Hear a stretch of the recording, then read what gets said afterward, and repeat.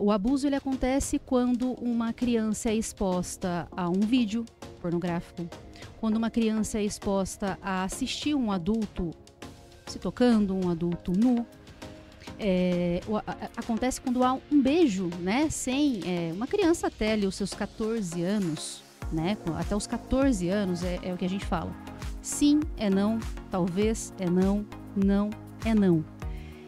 Então, isso é abuso, quando você tem essa intimidade violada. Acho que já deve fazer mais ou menos 1 hora que a gente tá aqui. 3 crianças já foram abusadas, estupradas no Brasil. Muito comum quando a gente fala sobre isso, as pessoas falam, ai, credo, para. Para, e nossa, eu não quero falar disso. Nossa, isso me incomoda, é horrível ouvir isso. É ruim mesmo. É ruim, não agrada, dói, machuca. É algo que sai fora da normalidade. Não é normal você ouvir de alguém que uma criança foi abusada, que uma criança foi tocada, que uma criança foi estuprada. Então a gente tende a fazer o quê? Afastar aquela informação da gente. A pessoa que ela sente prazer em machucar, em agredir um animal, essa pessoa não tem animais? Essa pessoa não se aproxima dos animais? Essa pessoa não procura uma carreira perto do que dá prazer? A pessoa que sente prazer no abuso infantil está perto da criança. Olá, pessoal! Sejam bem-vindos ao Sede Demais. E hoje a nossa conversa é sobre um assunto difícil de ser falado, mas necessário. A gente vai falar sobre o abuso sexual infantil. E quem está aqui para explicar para a gente, tirar as nossas dúvidas, é a psicóloga Marília Sereni. Seja bem-vinda. Muito obrigada, eu agradeço o convite. Fiquei super feliz quando você me chamou, né, quando você convidou para vir aqui falar sobre esse tema, que realmente é um tema muito difícil, né, de ser falado. E antes de explicar o porquê que o tema é difícil, né, eu sou psicóloga cognitivo-comportamental, trabalho com clínica. Hoje, atualmente, trabalho somente com clínica e estou envolvida com esse assunto que muitas pessoas acabam se afastando, né? É muito comum a gente começar a falar sobre o tema e a gente ter, enfim, um afastamento. Ai, não queria falar disso. Então, acho que é isso. Eu sempre percebo, Marília, 2 questões. Uma que são as pessoas que, às vezes, correm um pouquinho do assunto porque tem uma feridinha ali ligada ao tema. E percebo também a dificuldade da gente reconhecer o que é o abuso. Muitas vezes, você até já presenciou uma vez a gente numa festa, né, gato? Que a gente falando sobre isso e a pessoa que estava com a gente falou assim, mas espera aí, eu já passei por isso. Isso é abuso? Foi, né? Ela falou exatamente isso, foi verdade. Sim, é muito comum. Realmente, são duas situações. Então explica pra gente o que é abuso. O abuso sexual ele não precisa exatamente da penetração. Ele não precisa do que a gente ouvia falar antigamente, que era, né, da conjunção carnal. Então, na verdade, ele não precisa necessariamente acontecer dessa forma. O abuso ele acontece quando uma criança é exposta a um vídeo pornográfico, quando uma criança é exposta a assistir um adulto se tocando, um adulto nu. Acontece quando há um beijo, né, sem uma criança até ali os seus 14 anos, né, até os 14 anos é o que a gente fala. Sim é não, talvez é não, não é não. Então, isso é abuso, quando você tem essa intimidade violada, né? Então, a gente traz aí na nossa cultura essa questão do abuso como realmente o ato sexual em si. A gente não está falando só disso quando a gente está falando de abuso sexual, tá? Mas também temos esse outro lado que foi o que você disse, né? Até por que acontece isso? Muitas pessoas não sabem o que aconteceu, até pela falta de informação, né, pelo conteúdo que não nos é informado sobre realmente o que é um abuso. Então, muitas pessoas lá atrás, né, com os seus 7, 8 anos, e curioso, Elaine, que acontece muito isso com meninos, Uhum. Porque os meninos, às vezes, assim, não sei, né? Às vezes a gente ouve falar, nossa, mas com 10 anos o meu pai me levou para tal lugar e a mulher, né? E eu experimentei pela primeira vez ali um beijo, por exemplo. Isso não é um experimentar. Isso é abuso, porque aquela criança ela não tem condições de entender o que vai acontecer e de decidir por ela mesma, né? Então nós temos hoje, não hoje, né? Já vem aí, nós temos no ECA a lei em que diz que isso não é permitido, que realmente nós temos que zelar por essas crianças, até mesmo quando a gente tem essa questão da necessidade patriarcal de se reproduzir, né? Essa questão sexual que envolve. Quando a gente fala de abuso sexual, a gente pensa muito no sexo. Uhum. Mas a gente não está falando só disso. Uhum. Como eu falei, a gente está falando de uma violação de intimidade. Né? Uma violência que acontece de forma íntima. E essas feridas, elas ficam e muitas vezes ou as pessoas acabam não tendo contato com elas, né? Como a gente sabe, o corpo acaba tentando se proteger daquilo tudo, que é um trauma, que dói muito. Mas a gente também tem a falta de informação, como você falou, ela não sabia. Nossa, isso era abuso? Eu vivi isso. E vem a dúvida, né? E assim por diante. Então, o abuso acontece quando a gente está sendo violado. Quando a gente recebe aí uma agressão, um ataque à nossa intimidade. Por que eu falo ataque? Quando eu falo ataque, parece que é algo, né? Nossa, mas um ataque à intimidade, isso não é muito ruim. A pessoa tá só relando no seu corpo e às vezes é sem querer.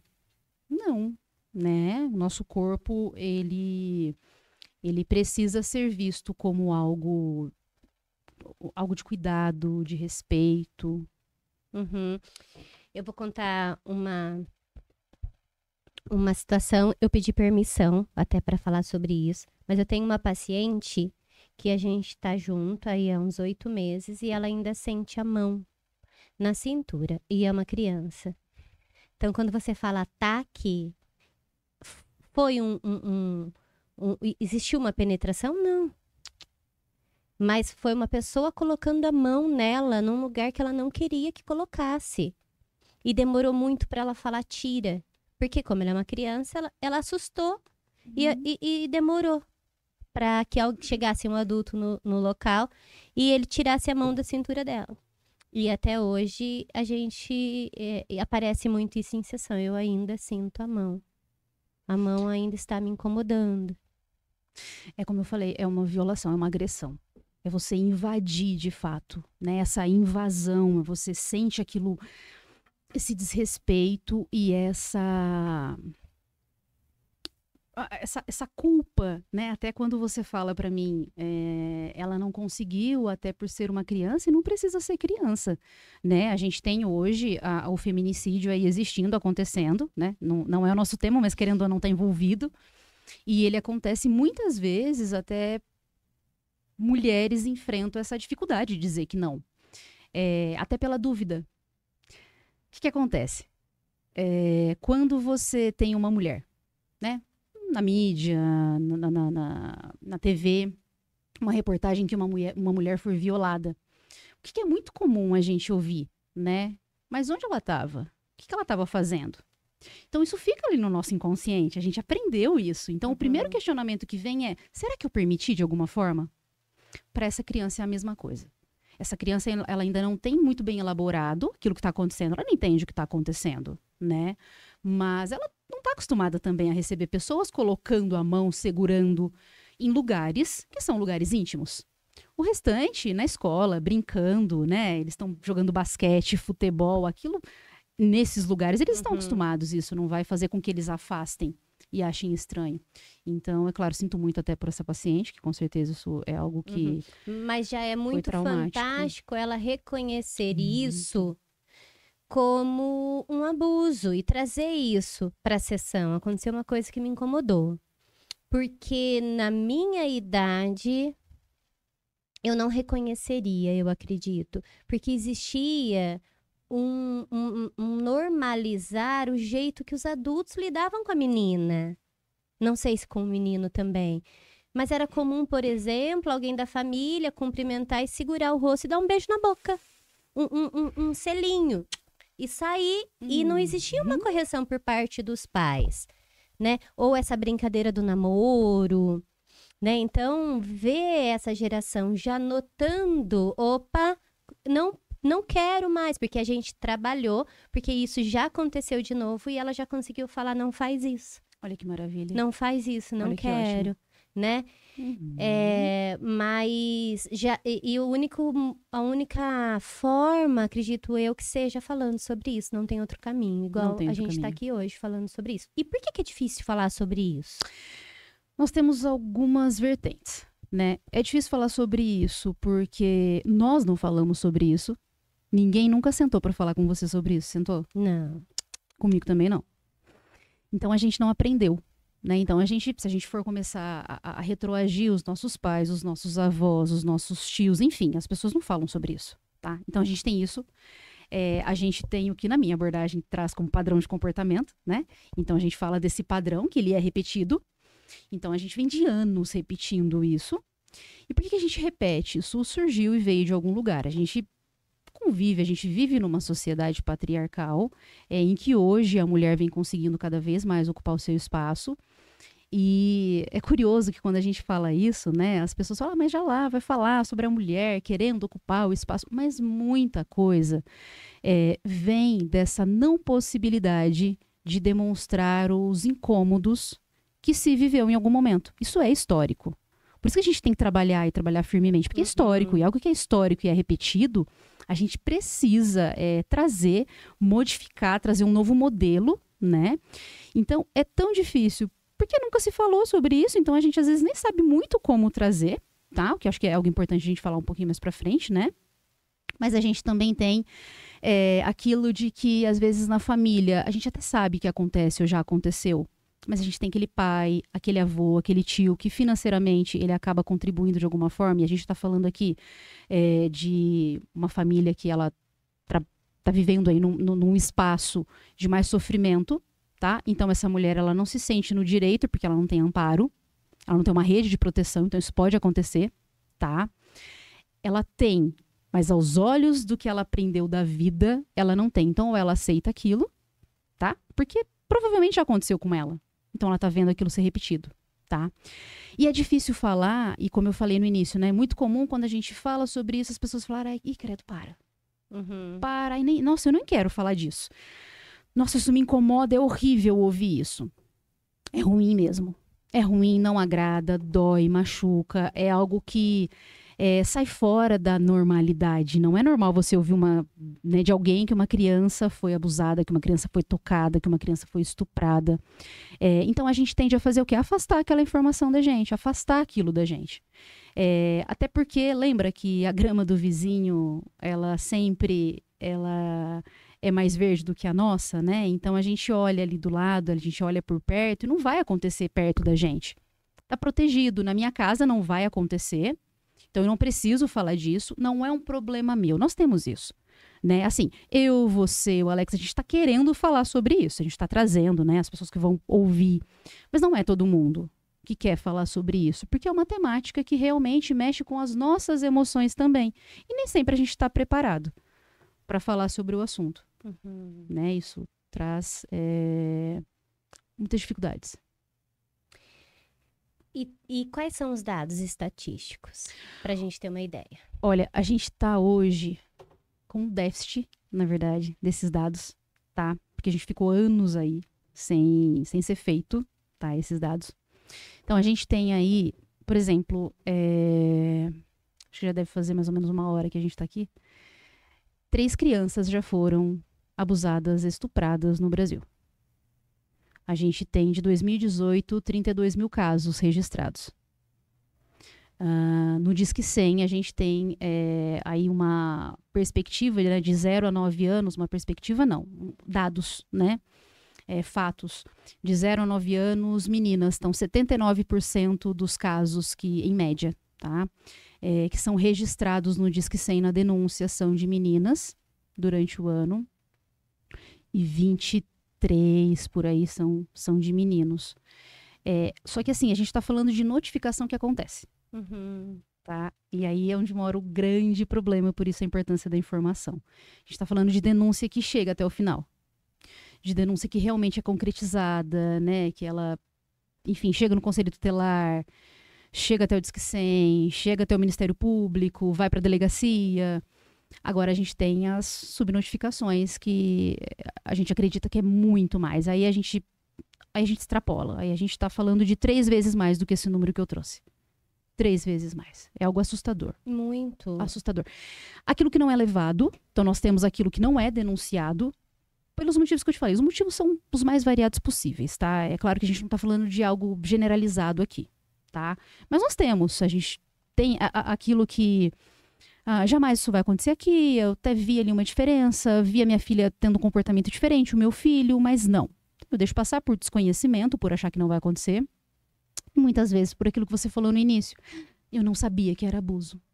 Eu vivi isso e eu não sabia que era abuso. Por isso, a importância do olhar atento de quem está cuidando. Por isso a importância do olhar Porque atento. vai existir uma mudança de comportamento. Vai existir uma mudança de comportamento. O adulto, o responsável por aquela criança, é extremamente importante esse olhar atento para poder entender perceber, notar essa mudança de comportamento que vai acontecer. Porque lembrando, aquela criança, ela não sabe o que aconteceu com ela, né? Ela não entende aquilo. Nós adultos, a gente precisa voltar um pouquinho, né? Quando essas coisas acontecem, nós pais, enfim, responsáveis, para poder lembrar que nessa idade a gente não vai compreender. Nós não temos um olhar sexualizado, né? Esse olhar, a criança não vai ter, ela não tem cognitivo, né? Bem elaborado e informações até para poder entender. É claro que a gente não pode falar de todos os casos, porque infelizmente algumas crianças são expostas a isso, né? Mas o adulto, ele vai observar, porque essa criança ela pode apresentar mudanças no sono, pode estar mais irritada, ela vai ficar muito mais irritada, incompreensiva, a alimentação dela vai mudar, ela pode ficar mais introspectiva. Então, aquela criança que era mais agitada, né, conversava, brincava, ela pode querer evitar a ida até o lugar onde ocorreu, evitar o contato com o abusador, mas não são todos os casos, né? Uhum. Eu não sei se você tem alguma pergunta, então eu deixo para responder isso também, ou senão a gente vai desenrolando e aí eu vou traçando uma atrás da outra. Por favor, a página da Marília que ela fala só sobre isso. Se chama Olhos Treinados. Olhos Treinados. Perfeito nome, né? Porque acho que é treinar mesmo. Primeiro, dependendo da sua idade, é desconstruir algumas coisas sobre o que é considerado, o que é permitido, que me ofende, qual é o meu limite. A gente precisa desconstruir isso, porque acho que a gente cresceu com um olhar distorcido, né? Distorcido, as meninas de hoje, já, né, se isso já é mais conversado, o acesso à informação, Sim. né? Muitas mães, como no meu caso, que não gostaria que minha filha tivesse essa visão, né, de não entender. Então, a gente foi crescendo com muito diálogo. Mas eu acho que é desconstruir para treinar o olhar. Eu tava lendo um livro, um artigo, não me lembro, e aí o autor falou, e eu queria muito lembrar, eu simplesmente não me lembro de onde eu tirei Olhos Treinados, mas foi de uma leitura minha, e eu olhei e falei, cara, é isso aqui, é isso que eu quero, até pensando em mim, né, pensando nesse meu olhar treinado, pensando nessa minha dificuldade para poder identificar, porque eu não fujo dessa necessidade de aprender, né? A gente está falando aqui, e eu me incluo nisso, me incluo nesse processo de aprendizagem, de compreensão. E isso que você fala é super importante, porque a gente não quer repetir, a gente quer mudar, né? A gente quer fazer diferente. Mas, como você viu que acho que em todos os processos que eu estou trazendo, eu venho trazendo o mas. Porque isso somos eu e você. Nós não podemos incluir todo mundo num pacote. É difícil falar sobre isso, porque a gente mexe com as pessoas e cutuca lugares que não são agradáveis, mas é necessário para despertar, porque muitas vezes é o que eu te falei. Ah, mas eu não vivi, eu não passei por isso. Minha mãe falava comigo sobre isso, então não tem problema, eu não vou viver. A informação, ela te protege, mas ela não vai fazer com que você não viva, não esteja exposto àquilo, né? Então, o olhar treinado, ele deveria, na verdade, ser uma obrigatoriedade. Até porque a gente tem isso em lei, né? Então, a gente tem lá no artigo falando sobre... Isso. Marília, o que é educação sexual? Bom, a educação sexual, ela é, na verdade, um processo de autoconhecimento. Ela é o processo de você vivenciar a busca de um bem-estar em relação a você mesmo e em relação ao outro. Durante a sua vida toda, durante a sua trajetória toda de vida. Isso é educação sexual. Da forma mais direta possível. E perfeita, porque hoje nós buscamos autoconhecimento. Né? O que você mais ouve falar é a busca pelo autoconhecimento. Imagina você ter essa possibilidade desde pequenininho. Então, Exato. Nada tem a ver com falar de sexo. Não, nada tem a ver com falar de sexo. Muito pelo contrário. Faz parte desse processo, só que, claro, na sua faixa etária adequada, né? Quando necessário. Então, na verdade, é até uma coisa interessante e que eu preciso até incluir aí na página, que é essa mudança, né? A gente hoje trabalha com essa questão... Porque, assim, educação sexual gera o quê? Susto, afastamento. A gente não quer saber daquilo. Quando falamos em autoproteção, é a mesma coisa, só que de forma diferente. Né? Então, você traz aí, você vai ensinar o seu filho, você vai ensinar o seu sobrinho, você vai ensinar o seu aluno a se proteger. Se proteger do quê? Se proteger dessa invasão, se proteger desse mundo em que a gente não sabe até que ponto essa violência pode chegar até você. A gente não está falando só de violência sexual, quando a gente fala dessa autoproteção. Né? A gente está falando de entender os nossos limites. A gente não é só agredido fisicamente, sexualmente. Então, a autoproteção, ela vai também te proteger de uma violência psicológica. Então, quando você entender como você funciona, você vai parar o outro e mostrar para o outro qual é o seu limite. Então, você oferece para essa pessoa esse autoconhecimento que te proporciona um bem-estar, tanto para você quanto para o outro. Isso é educação sexual. E aí, a gente traz ali, né? Então, é você conhecer sobre o seu corpo. Tanto que eu coloquei, né? Questões e reflexões sobre valores, sentimentos, emoções. Isso é educação sexual. É algo mais amplo, tá? Não é apresentar a sua parte íntima para ninguém, não é você investigar e saber como acontece o sexo, como a gente, né, quando as pessoas imaginam. Mas peraí, vamos ensinar o meu filho ou a minha filha como é fazer sexo? Não. Até por isso que a gente utiliza hoje esse outro nome, autoproteção. Como que você pode trabalhar isso com os filhos, né? Desde muito novo. Então, a partir de que idade que uma criança está sujeita a sofrer com essa violência sexual? 0 anos, né? Desde quando ela nasceu. Infelizmente. Nós temos casos de bebês com meses que foram violentados, que morreram. Então, é desde essa idade mesmo que você vai trabalhar essa autoproteção. É que você vai educar o seu filho. De que maneira, Marília? Ensinando, tá dando banho, você vai começar a falar sobre o narizinho, a barriguinha, o bumbum, a perninha. E aí você vai trazer, né, o pipi. E aí, como a pessoa quiser trazer a vulva ou a perereca e assim por diante. Então, você está ensinando o seu filho e a sua filha a se conhecer. Então, é desde essa idade. E não dá pra gente falar sobre educação sexual ou autoproteção em uma única vez. A gente não pode falar sobre, vamos levá-la para a escola, ou vamos trazer para casa e vamos falar aqui no momento em que a gente está dando banho nele. Vamos nos preparar para isso, para falar sobre isso? Ok, vamos nos preparar. Mas vamos nos preparar para trazer para nossa rotina. E não só uma vez. Isso precisa ser algo aprendido de fato. Né? Então, trazer uma única vez não é o suficiente, isso vai ficar esquecido. Não vai se lembrar. Isso é educação sexual, muito diferente do que a gente imagina e assim, os melhores dos mundos imaginamos que em algum momento a gente consiga levar essa informação dessa forma mais adequada. Uhum. E esse pras termo pessoas. está sendo... há a possibilidade da mudança do termo? Olha, eu não sei te responder se isso vai acontecer de forma teórica, né, para ser lançado, mas estamos utilizando esse termo quando Uhum. trabalhamos E com parece essa que assusta questão. menos, né? Assusta menos. Assusta menos. E, e assim, se for parar para pensar, realmente é mais adequado, né? A autoproteção. Uhum. Porque, de fato, quando você lança a ideia da educação sexual, eu acho que foi... Não deveria ser, mas acabou sendo aí visto, né? Não foi de uma boa escolha. Porque, infelizmente, nós temos esses tabus.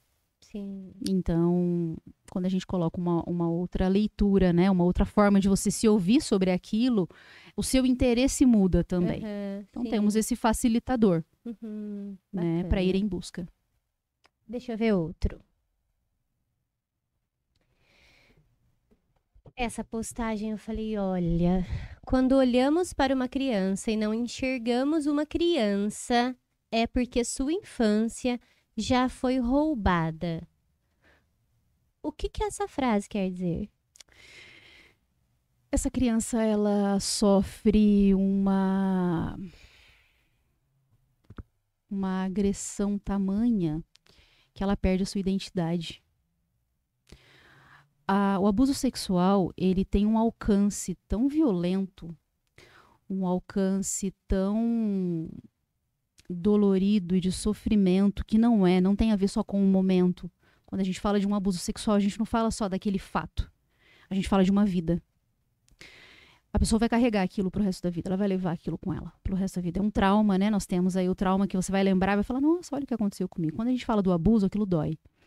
Então, a gente está falando de uma questão de autoestima, que ela vai ser uma autoestima baixa, questionada, uma autoconfiança questionada, uma possível perda de identidade. A criança começa a se questionar. É claro, Elaine, que a gente está falando não desse processo acontecendo ali, com 4, 5, 6 anos.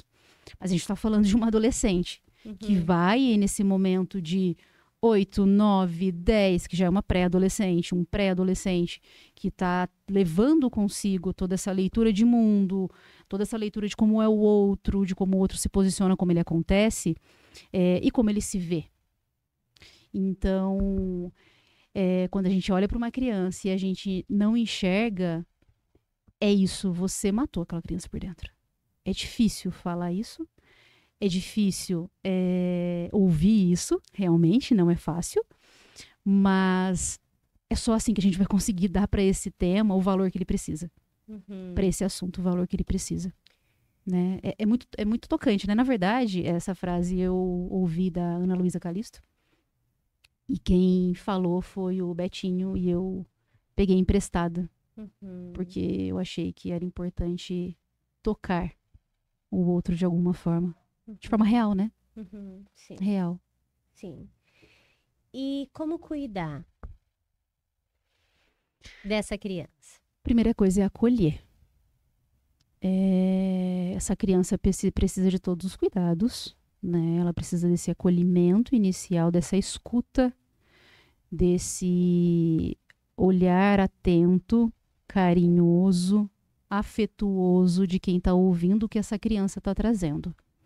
E aqui a gente está falando novamente, né? Pensando num mundo muito maravilhoso em que essa criança vai conseguir relatar.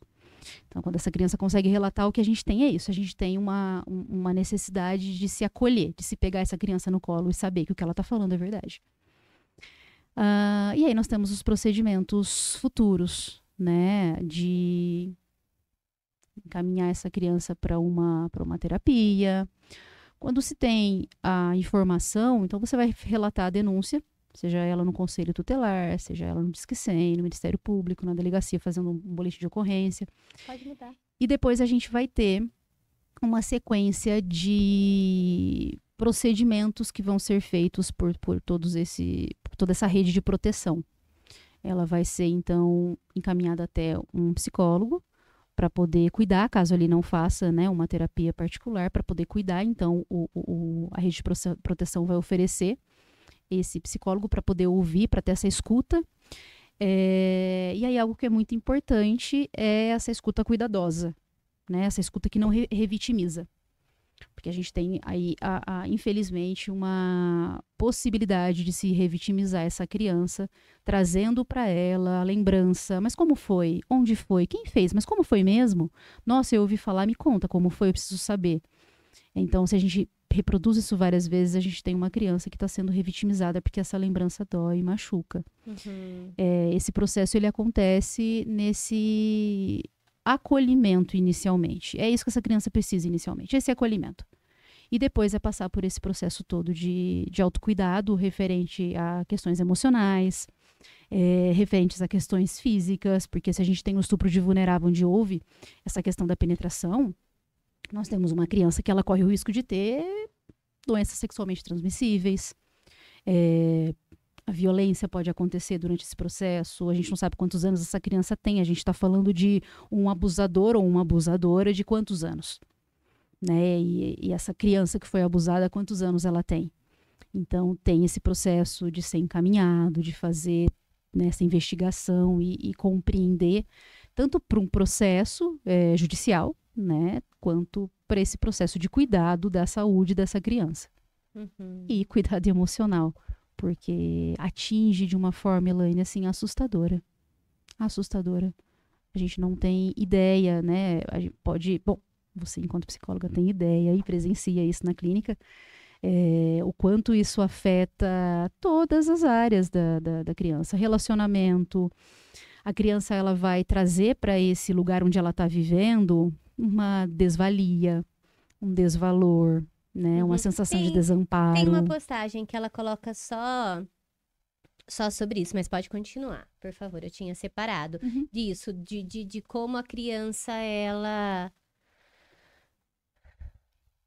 ela fica depois, né? Olha, déficit de atenção, hiperatividade, as questões alimentares.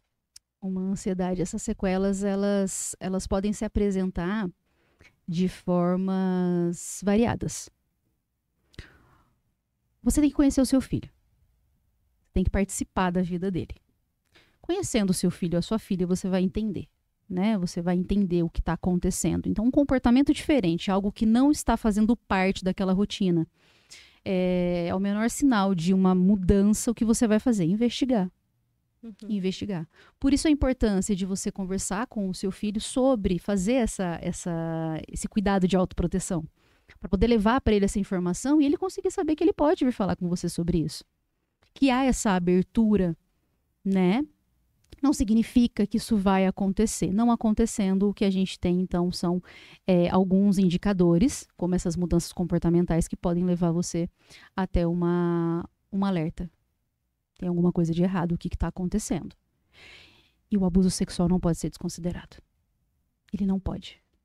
Nós não podemos deixar de olhar para isso, por mais que seja algo que nos maltrate por dentro, dói, é necessário serviço para você poder oferecer para essa criança todos os cuidados que ela precisa. Desconsiderar, que você quer dizer, falar já passou, vamos deixar isso quieto. Isso? Ou não aconteceu. Ou não aconteceu. Acreditar... Porque quando a gente está falando, por exemplo, desses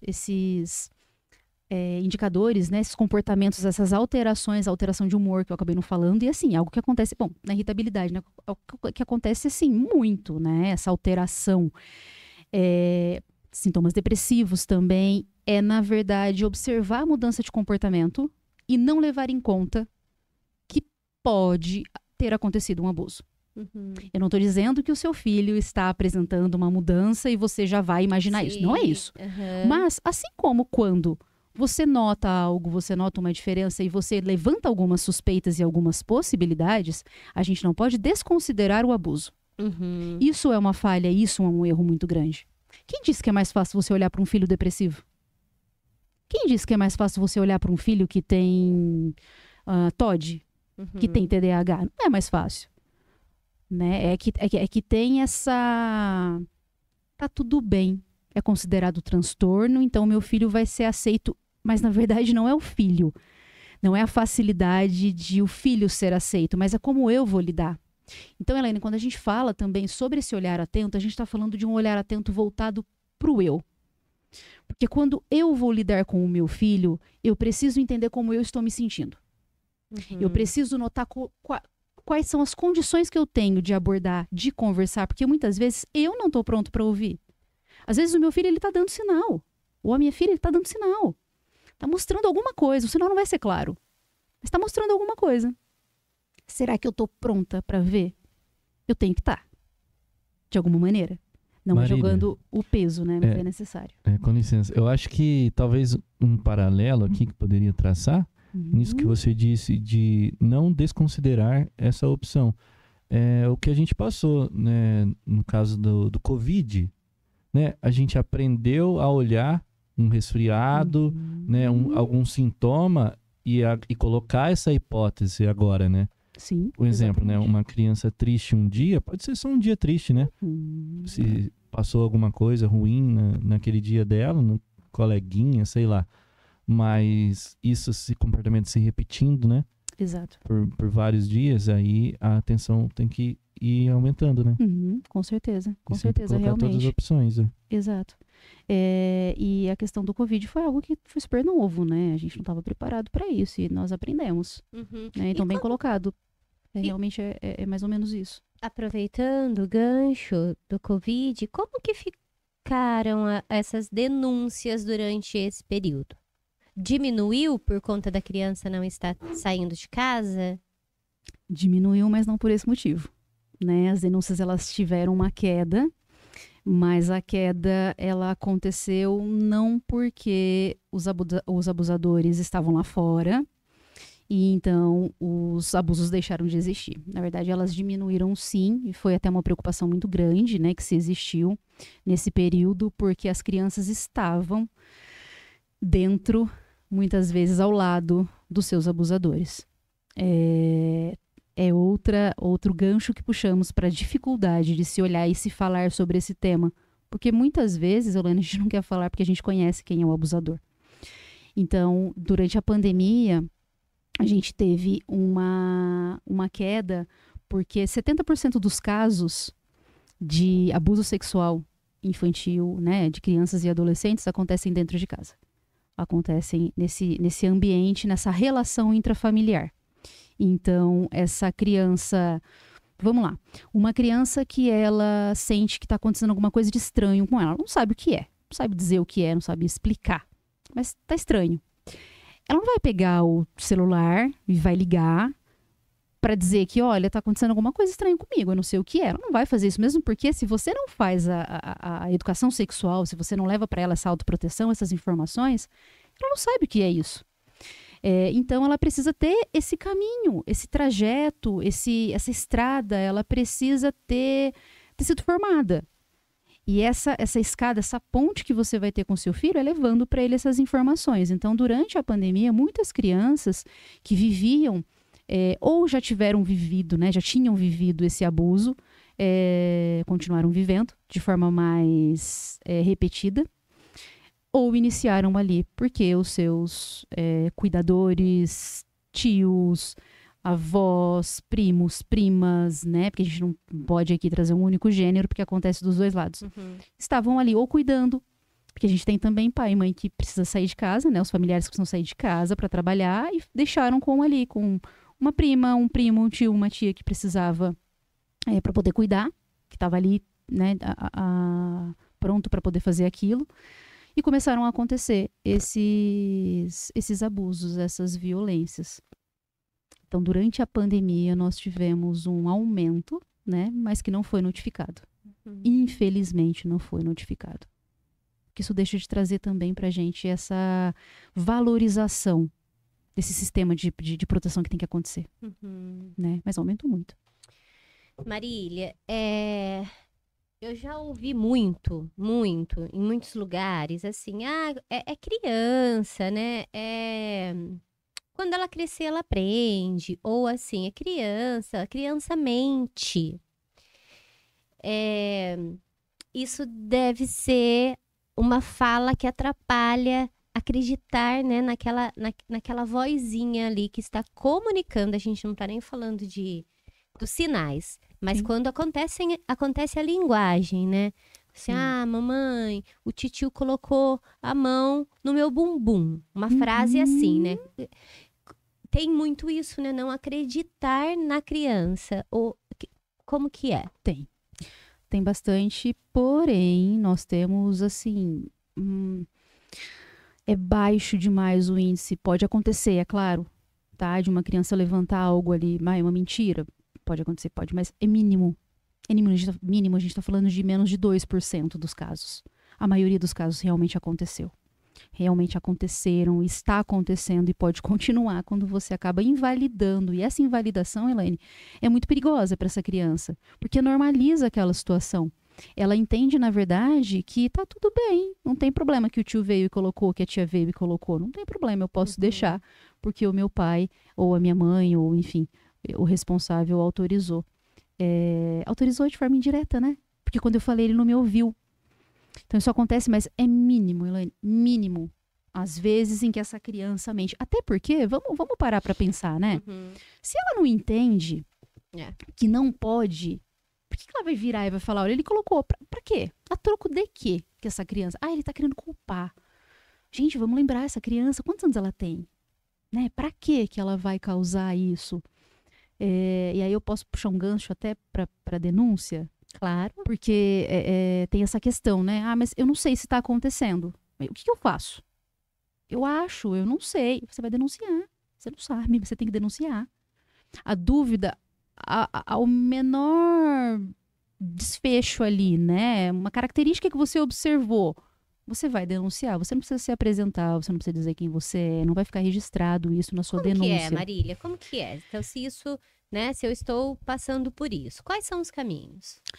A gente tem o Disque 100, que você vai ligar, então você vai ouvir uma vozinha ali robotizada, né? Trazendo para você essa ideia de português, inglês, espanhol, porque é algo que a gente vai além aqui do espaço que a gente está no Brasil. Então, por ali você vai, então, fazer essa denúncia, relatar. Você vai relatar dizendo o lugar, dizendo o que você viu, dizendo o que você presenciou. Mas eu acho que eu vi. Você acha que você viu, então você vai dizer lá que você acha que você viu e vai ser investigado e vai ser visto. Essa criança precisa ser vista. As pessoas precisam ver que pode estar acontecendo. Pelo Disque 100, Conselho Tutelar, o mesmo caminho. Você vai ligar, você tem ali o anonimato, e você vai fazer essa denúncia porque precisa ser investigado. Na delegacia, um boletim de ocorrência, por quê? Porque ele vai ser encaminhado para o Conselho Tutelar. A gente está falando de um menor. Então ele vai ser encaminhado e através do Conselho Tutelar você vai chegar até aquela família, até aquela possível vítima. Tá?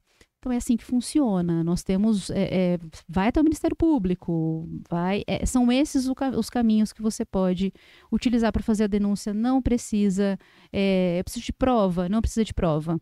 Eu preciso ter visto realmente, eu vou esperar acontecer para eu filmar. Não, você não vai esperar, aquela criança vai ser violentada de novo. E ela não merece viver aquilo. Então, você vai fazer a denúncia. E nós temos também um déficit muito grande nesse sentido. Sabe aquela coisa de... a gente não tem que meter o bedelho? Não faz parte. Não tem a ver comigo, tem a ver. Tem a ver, sim. É parte... nós temos o dever de proteger. Eu, enquanto mãe, você, enquanto psicóloga que está lá na clínica e ficou sabendo disso, o vizinho que ouviu, o fulano que passou lá no outro bairro e acabou vendo isso acontecer, né? Dentro de casa, o tio que viu o pai fazendo, você tem mas foi com o filho dele, eu não vou me intrometer na relação deles. Não, a gente mora num lugar onde tem uma Constituição, e essa Constituição traz como regra o seu dever de zelar pela proteção incondicional daquela criança e daquele adolescente. Então, você vai exercer a sua função de dever, de realizar, então, aquela denúncia. E você vai estar ajudando aquela criança, né? A cuidar de forma antecipada, interromper, a gente precisa interromper esse ciclo. Esse ciclo de violência, ele é repetitivo, né? A gente está falando de um ciclo que vem aí familiar. Você pode interromper. Eu acho que as pessoas têm muito medo das consequências para o agressor. Quando ele, muitas vezes, é uma pessoa importante na família, né? O que vai acontecer, né, Sim. com o agressor? E se eu fizer a denúncia e depois? E aí a gente vai para outro... É tudo delicado aqui, né? Então não tem como. Todo o processo é delicado de falar. Mas a gente tem que parar de relativizar, Elaine. Essa é a verdade, sabe? De passar a mão na cabeça. Uhum. A gente tem que parar com isso. Hoje a gente... Socialmente falando, a gente tem um avanço muito grande em relação a várias coisas. Tá? Seja a tecnologia, seja os acessos que a gente tem, seja até mesmo a nossa facilidade hoje para aprender, para desenvolver coisas, né? A gente tem essa flexibilidade, tá? Só que daí parece que a gente tá perdendo um pouco essa questão humana, empática, e aí a gente começa a relativizar algumas coisas que não devem ser relativizadas. Ah, mas essa pessoa é super importante, né? Dentro de casa, na minha família. Peraí, Uhum. e aquela criança? Onde é que ela tá? O quanto você me diz que aquele agressor, ele tem o direito de ser mais importante do que aquela criança? Ele não tem o direito. Ah, mas ele é tão bonzinho. Você precisa rever o seu olhar. Então essa pessoa precisa rever o olhar dela do que é ser bonzinho, do que é ser importante. Talvez ela esteja trocando essa importância. E a gente também precisa falar sobre isso, sabe? Como eu te falei, tudo é delicado, não tem como, tá? Mas a gente tem essa relativização muito grande, né? Ah, mas... Puxando outro gancho aqui. Quando a gente fala, e a gente tá aqui, que legal que vai ser, né? Dia 18 de maio. Vai Nós ser o temos dia, aí, né? né? O dia do que saiu. combate. Se você está assistindo hoje no dia 18, é o dia. Exatamente. É hoje o dia aí do combate, né? A violência sexual contra crianças e adolescentes, a violência sexual e a exploração sexual. Então, puxando o gancho aí dessa exploração sexual, o que a gente faz? Primeiro que a gente tem ideia de exploração sexual com aquele caminhoneiro que a gente acha que só isso é exploração sexual e não é. Então, quando a gente sai aqui na esquina e a gente vê ali virando uma criança, uma menina de 13 anos, 12 anos, sendo paga e entrando dentro do carro, a gente está falando de exploração sexual. E aí a gente tem o quê? Aí você comenta com a vizinha, ou você comenta com o vizinho, ou com o parente, e aí ele vira e fala assim, mas Elaine, fala pra mim, quem que é? É a fulana. Em que roupa que ela tava?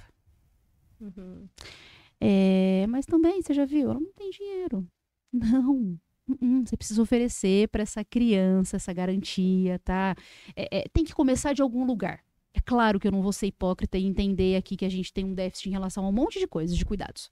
Tá? A gente não pode ter essa hipocrisia, isso acontece. A gente não sabe como que... Marina, mas como que ela vai ser cuidada? Eu vou... Como? Não sei. Mas a gente precisa ter um pontapé inicial, que é a denúncia, que é pra você proteger, que é você entender. Então, percebe quanto a gente relativiza? Mas é a fulana. Eles estão acostumados. Passou na rodovia, você vê... lá.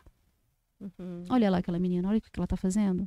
Você não ouve falar do caminhoneiro, do cara. Não, você ouve falar da menina. Então, por isso que eu digo desse relativizar. Não dá. Por mais que nós somos psicólogas, a gente tem que entender o ser humano, compreender de onde vem, e esse agressor, e esse abusador. Regra é regra. A gente não pode relativizar a regra. Uhum. A lei que diz que não pode, que não deve. Marília, mas é parente. E, poxa, é difícil, né? É difícil. Mas o seu parente, o seu marido, o seu pai, o seu tio, sua tia, a sua mãe, a gente tá falando de uma pessoa que é agressiva, que é violenta, que precisa, sim, ser afastada inicialmente. A gente não sabe o que vai acontecer lá na frente, tá, Elaine? Porque, assim, o processo também judicial é tão difícil, né? Tão complicado, a gente pode também falar sobre isso, mas é tão complicado. Uhum. Então a gente não sabe como vai ser, mas a gente precisa afastar essa criança desse abuso, dessa violência. A gente tem tema aqui, assunto para um monte de coisas, porque a gente pega em questões assim sociais, de convivência, de rotina, de valores, né, que não devem ser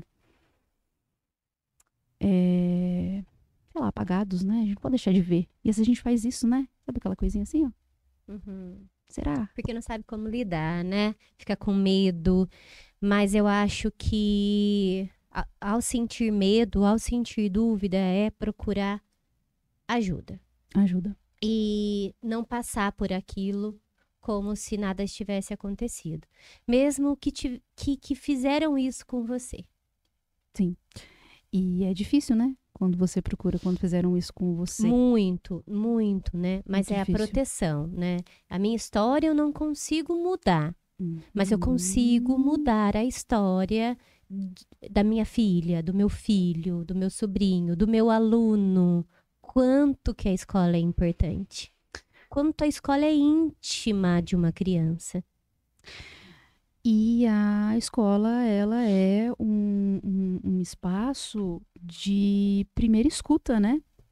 É um espaço em que a criança vai trazer ali muitas vezes, a sua fala inicial. É o momento em que ela vai olhar e às vezes o professor, ele olhou de um jeito, aquele professor que ele tem mais intimidade, então ele vai conseguir fazer ali a sua declaração, né, a sua denúncia espontânea. Então, é o lugar onde, eu não sei dizer hoje se mais, né, eu não posso dizer isso, até porque a gente está com poucos números estatísticos avaliados hoje em relação a isso, mas a escola faz parte da rede de proteção e a escola muitas vezes participa desse primeiro lugar de denúncia espontânea, de fala espontânea dessa criança. E a escola precisa estar preparada para poder ouvir isso. Até mesmo por conta daquilo que eu falei, da revitimização. Para não revitimizar. Acho que é importante até falar disso, que hoje nós temos uma nova lei que está sendo implantada para poder, na verdade, é um mecanismo que foi conquistado para poder unificar, digamos assim, esse trabalho todo. Então, quando é feita a denúncia, nossa, muitas pessoas já devem ter passado por isso, que quando você faz a denúncia, você vai até a delegacia, ou você vai até o conselho, ou enfim, e aí você vive uma verdadeira via sacra de lugares que você precisa ir. Então, você vai até o conselho porque você é chamada a mãe e a criança. E aí você volta para sua casa, dali, sei lá, 15 dias, aí o CREAS te chama, e aí o CRAS te chama, e aí você precisa voltar de novo, e a gente quer acabar com isso. Porque isso revitimiza. O que é revitimizar? É você fazer aquela criança, ou até mesmo aquele adulto responsável, passar por esse processo de relembrar tudo aquilo que dói demais. Então, para evitar isso e fazer com que esse fluxo, né, seja mais integrado, existe agora essa lei, 13.431, de 2017, que ela traz a ideia de você relatar. Então, o professor, ele precisa estar preparado para fazer essa escuta, abrir ali dentro da escola uma denúncia interna, né, que vai ser encaminhada, vai ser informado ali para a secretaria e etc., e encaminhada até esse conselho, para que todas as outras, a sequência ali de cuidado aconteça e aquela criança não precise falar novamente sobre aquilo. Então, nós temos a escola, que, como você trouxe, que é um lugar extremamente importante. Muitas vezes é o lugar onde a criança tem de acolhimento. A criança tem de espaço de fuga até, né? Aquele espaço é um espaço, não é jogar o peso na escola, porque a escola ela não está ali para fazer, por exemplo, esse papel de sozinho de autoproteção. Mas ela tem o olhar treinado. Porque isso está dentro, né, da pedagogia. Né, o olhar treinado. Então, é um grande lugar. Porque é com brincar, né? É brincando. Às vezes, essa criança, ela não vai contar que é esse olhar treinado que muitas vezes a família poderia ter no sentido de que, nossa, que estranho. Tá tão quietinho, ele é tão agitado. Ou tá tão agitado, o que tá acontecendo? Pega, né, a boneca e aí começa a fazer movimentos com a boneca. Tira a roupinha da boneca e começa a fazer no desenho. Né? Então, nós temos a escola como um ambiente, primeiro que é um ambiente de proteção. Então, para ser um ambiente de proteção, as pessoas que estão ali precisam saber o que elas estão fazendo quando chega essa informação até elas, porque chega, né? Chega, como eu falei, é um lugar onde muitas vezes as crianças e os adolescentes se sentem mais à vontade para falar. Tem que estar preparada para poder receber isso e até identificar, né, questões pedagógicas, uma dificuldade que está acontecendo que pode e interfere, com toda certeza. Marília, quero te agradecer. Ficou faltando alguma coisa importante que você gostaria de trazer? Eu acho que eu gostaria... Olhei pro livro e lembrei. Então, tem o livro e tem uma outra coisa também que eu acho que é importante falar, que é sobre... A gente foi, né, fazendo esse ping-pong, fala uma coisa e fala outra e traz junto. Claro que eu acho que eu já abordei, mas eu acho que é importante falar sobre o abusador. Nós falamos aqui sobre esse olhar atento em relação à criança. Como eu falei, a gente tem tema aqui para um monte de coisa, tá? Uhum. Mas de forma, né, uma síntese, fala sobre o perfil desse abusador. Que muitas vezes a ideia que a gente tem desse abusador é, como eu falei, aquele caminhoneiro lá que explora, sei lá, aquela história, cuidado com o homem do saco e cuidado com... Não, né? Nós temos... Que não existe, né? A verdade, gente fica numa fantasia, uma né? fantasia, perfeito. E além disso, nós não temos esse perfil que tanto queremos ter. Muitas vezes as pessoas perguntam, né? Qual é o perfil? Quem é esse possível abusador, essa possível abusadora? Pode ser qualquer pessoa. Por isso que você precisa cuidar dessa criança, porque esse abusador, ele tá dentro... Não, a gente não tá falando aqui de classe social. Não precisa ser ali aquela criança que não tem saneamento básico, que tá... Não, a gente tá falando de todas as classes, todas essas classes, todas as crianças estão vulneráveis para viver isso. Então, é importante saber que o abusador, ele não tem uma característica em que a gente possa denominar e encaixar ele em algum lugar. Seria mais fácil até para poder trabalhar, né? Seria ótimo, mas não tem como. E aí, pensando no livro, eu trouxe esse livro, Bem Me Quer, Mal Me Quer, que é da Ana Luísa Calisto. E aqui ela fala exatamente sobre isso. E é até legal que no livro ela traz o abusador. Na verdade, quem traz foi a pessoa que fez a ilustração, né? Ela, então, trouxe o abusador como de costas. Você não vê o rosto do abusador. Que é exatamente isso. Não dá para conhecer, não dá para saber quem vai ser esse abusador. E aí, puxando aqui um pouquinho pro livro. Esse livro aqui é um livro muito legal. Como eu te falei, eu vou mandar para você em PDF. Então, quem quiser pedir para a Elaine, encha os pedidos do WhatsApp da Elaine. Ele tem online, alguma coisa assim? Pra tem comprar? PDF e tem online para comprar, que você compra direto com a Ana Luísa. Então, você entra no Instagram dela, né, Ana Luísa Calisto, e você pode comprar com ela. Eu não me lembro agora o valor, mas é um valor, assim, bem pequeno. Eu me lembro quando eu comprei 2. Bem colorido, olha, bem bonito. Bem. E assim, o PDF ele ajuda, mas esse livro, ele é tão importante que você tenha ele ali, né, nas mãos. E ele conta a história de uma menina brasileira, ela até nomeia, né, essa menina como uma menina brasileira. Porque, né, é até legal, ela explica que realmente, né, a menina brasileira, porque qualquer menina pode viver isso. E como nós temos, sim, uma maioria, como sendo do sexo feminino, as vítimas. E aí ela relata realmente, né, o abusador, ele não é aquele que a criança vai sentir medo. Não, o abusador é aquele que a criança vai querer por perto. Por quê? Porque ele encanta. Ele realmente passa por um processo em que ele vai fazer com que a criança sinta-se à vontade. Ele vai brincar, ele vai mostrar para a criança que ele gosta de coisas que ela gosta. E vai trazer para ela, então, essa falsa confiança, né? Porque, na verdade, faz parte de toda uma trama que a criança não percebe. Então, a criança não vai sentir medo do abusador. E também acho que é importante a gente tentar desconstruir essa ideia de que a criança, quando ela for abusada, ou ela vai sentir medo e ela vai sair correndo e ela vai me contar sim, ou se ela não me contou é porque ela gostou. Nossa, tem mais essa, é verdade. Por isso que eu falei que a gente tem um monte de coisa aqui, nem vou abrir mais, porque senão a gente vai longe, mas não, né? Essa criança, não é que ela vai gostar. É por isso que é importante o corpo. Ali ela conta de um jeito bem legal, que fala sobre essa cosquinha, sobre esse negocinho gostoso que você sente. Nós temos terminações nervosas, o nosso corpo, antes mesmo de você entender o que está acontecendo com ele, ele tem questões biológicas acontecendo. Então, nós temos isso também, né? Então, o abusador, ele é essa pessoa que vai encantar. E esse livro para poder se aproximar e conseguir o que ele quer. E esse livro, ele traz de uma forma muito legal, muito lúdica, realmente muito colorido.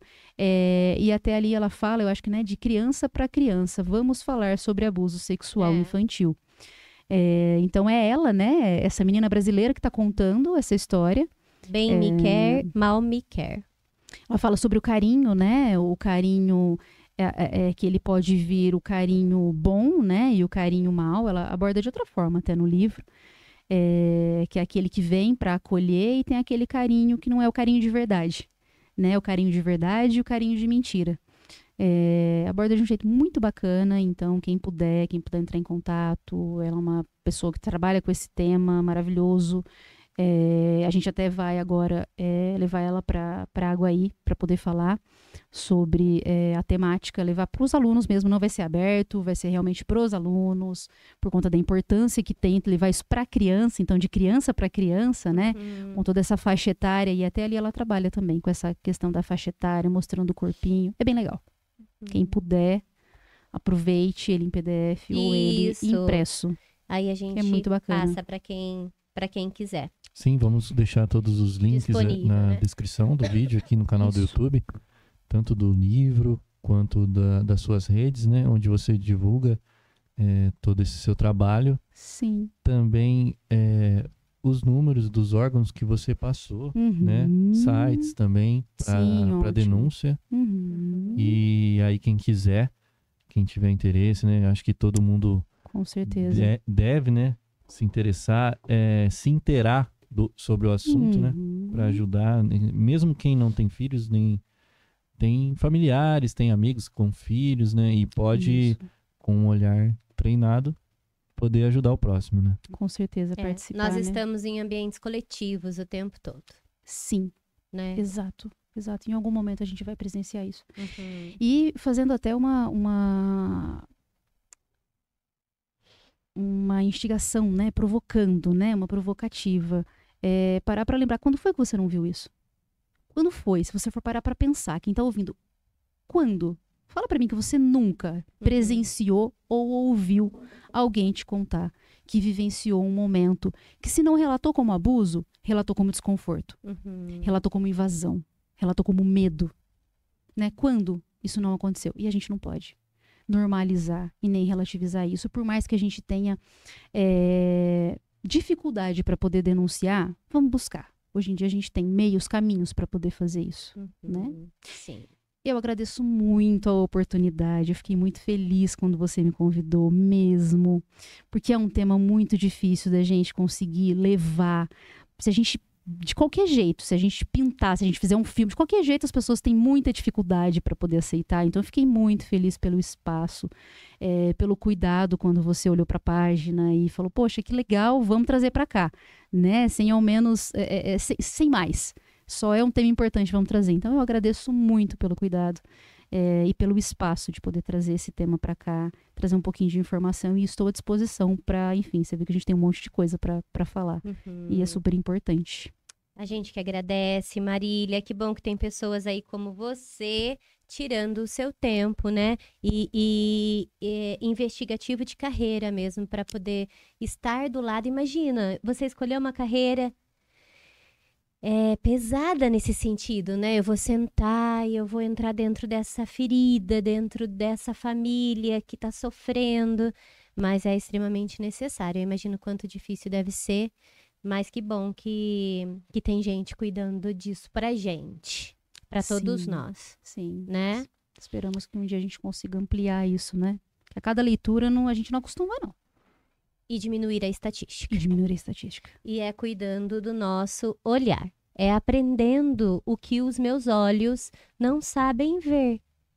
E não fechando os olhos para quando eu tenho aí uma luzinha, aquela luzinha vermelha, assim, que acende e fala, tem uma coisinha estranha, né? Então para tudo e vai olhar mais de perto com um olhar investigativo. Uma vez, na faculdade, eu ouvi assim. Um professor disse assim, a pessoa que ela sente prazer em machucar, em agredir um animal, essa pessoa não tem animais? Essa pessoa não se aproxima dos animais? Essa pessoa não procura uma carreira perto do que dá prazer?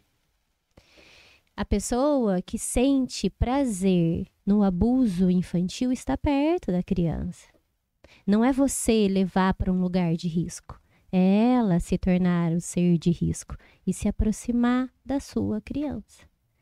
Então, vamos abrir esses olhos e ficar atentos. Exatamente. É exatamente assim. Um beijo.